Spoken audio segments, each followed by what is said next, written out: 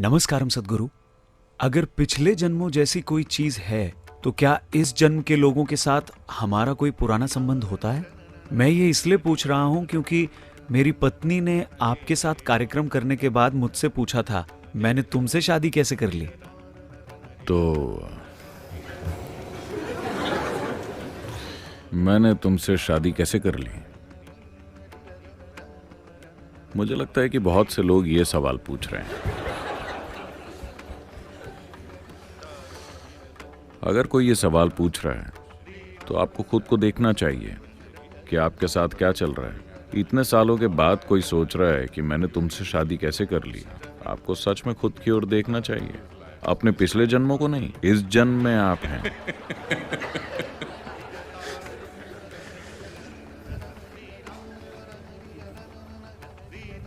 तो आप में से कोई भी अगर कोई सोच रहा है कि मैंने तुमसे शादी कैसे कर ली, तो पिछले जन्मों के बारे में मत सोचिए। आपको ये देखना होगा कि आप इस जन्म को कैसे जी रहे हैं। ये बहुत जरूरी है। तो मुझे लगता है कि ये सब फिल्मों के कारण है। जन्म जन्म whatever.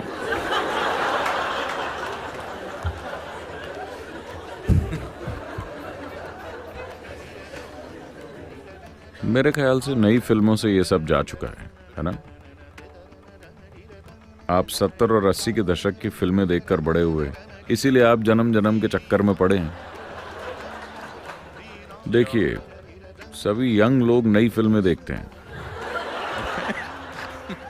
वो जन्म जन्म की बातें नहीं करते। आजकल वो रिश्तों और उनकी एक्सपायरी डेट के बारे में साथ ही सोच लेते हैं।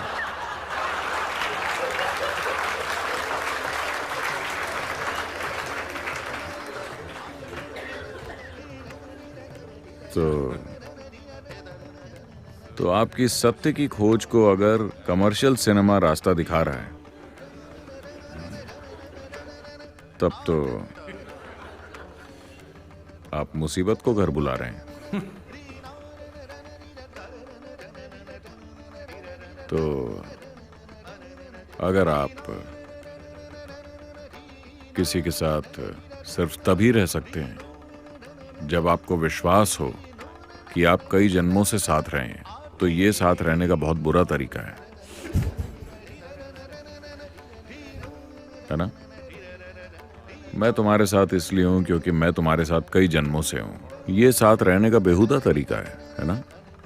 मैं तुम्हारे साथ इसलिए हूं क्योंकि मैं तुम्हारे साथ ही होना चाहता हूं। ये किसी के साथ रहने का एक सुंदर तरीका है ना? मैं तुम्हारे साथ इसलिए हूं क्योंकि पिछले 3 जन्मों में अपने जीवन में ऐसी भयंकर चीजें मत पैदा करें प्लीज। तो अगर आप 3 जन्मों से साथ हैं तो इसका मतलब है कि अलग होने का समय आ गया है। नहीं, लोग हर वक्त मेरे पास इस तरह के सवाल लेकर आते रहते हैं। सद्गुरु, क्या मैं पिछले जन्म में आपके साथ था?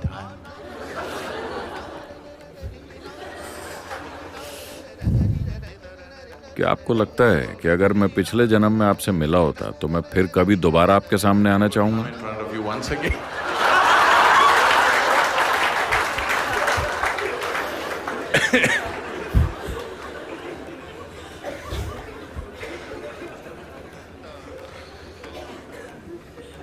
What happened?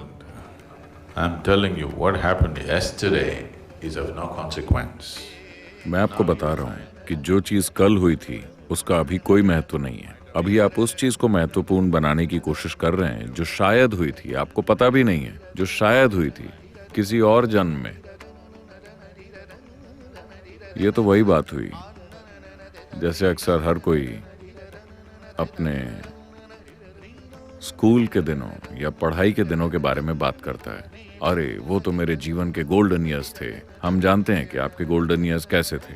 आप हमेशा टेंशन में रहते थे, एग्जाम्स के वक्त आपकी हालत खराब रहती थी, आपको अपने टीचर्स से नफरत थी और आप स्कूल जाना ही नहीं चाहते थे। अब वो गोल्डन ईयर्स लगते हैं क्योंकि अब वो खत्म हो गए।